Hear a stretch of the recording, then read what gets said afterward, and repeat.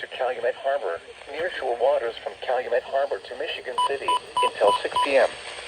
At 4:50 p.m., gale force winds to 45 knots were being observed along the Lake Michigan shoreline. Hazard, wind gusts 45 knots.